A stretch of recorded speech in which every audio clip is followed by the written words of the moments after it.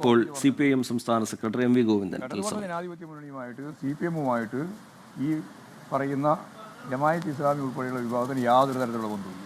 ഈ നിലമ്പൂർ ബൈ ഇലക്ഷനിൽ ഈ വിഷയമാണോ പ്രധാനമായിട്ട് ഉയർത്തി? ഈ വിഷയം മാത്രമല്ല, എത്ര വിഷയം, അവർക്കൊരു വിഷയമില്ല.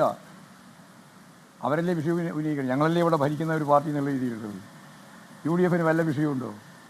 ഈ ഇടതുപക്ഷ ജനാധിപത്യ മുന്നണി ഗവൺമെൻറ്റിനെതിരായിട്ട് കുമുറ ചീത്ത പറയുന്നതിൻ്റെ അപ്പുറത്ത് വേറെ എന്തെങ്കിലും ഒരു വിഷയം അവർക്ക് പറയാനുണ്ടോ? ഒരു വിഷയം അവർക്ക് പറയാനില്ല. ഞങ്ങളെ സംബന്ധിച്ചിടത്തോളം വളരെ കറക്റ്റായിട്ട് പറയുകയാണ്, വർഗീയമായ ഒരു മുന്നണിയാണ് ഇപ്പോഴും യഥാർത്ഥത്തിൽ UDF-ൻ്റെ ഈ മുന്നണി. സാധാരണ UDF എന്നാണ് പറയുക, ഇപ്പോൾ UDF അല്ല, വർഗീയ മുന്നണിയാണ്.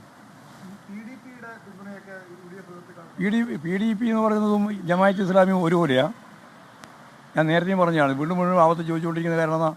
PDP എന്ന് പറയുന്നത് ഇതുപോലെ സാർവദേശീയ തരത്തിലുള്ള വർഗീയ രാഷ്ട്രം ഉണ്ടാക്കണം എന്ന് പറയുന്നവരാണോ? അല്ലെങ്കിൽ വർഗീയ ലോകം ഉണ്ടാക്കണം എന്ന് പറയുന്നവരാണോ? അത് ഞാൻ ചോദിച്ചതിന് മറുപടി പറ.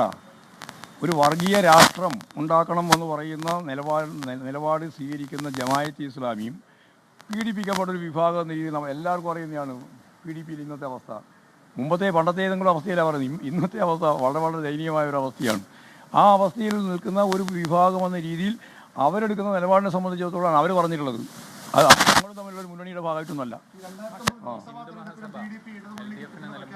അല്ല, PDP-ൻ്റെ പിന്തുണ പ്രഖ്യാപിച്ചതിനെ സംബന്ധിച്ചിടത്തോളം വളരെ വലിയ കുറ്റവും ജമാഅത്ത് ഇസ്ലാമിൻ്റെ ഭാഗമായിട്ട് വന്നിട്ടുള്ള ഐക്യപ്രസ്ഥാനത്തിന് യാതൊരു.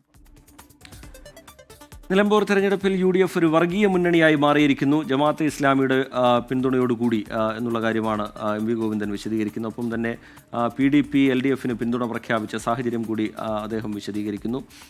ജമാഅത്തെ ഇസ്ലാമിയെയും PDP-യെയും ഒരുപോലെ കാണാൻ കഴിയില്ല എന്ന നിലപാടാണ് MV ഗോവിന്ദൻ ആവർത്തിക്കുന്നത്.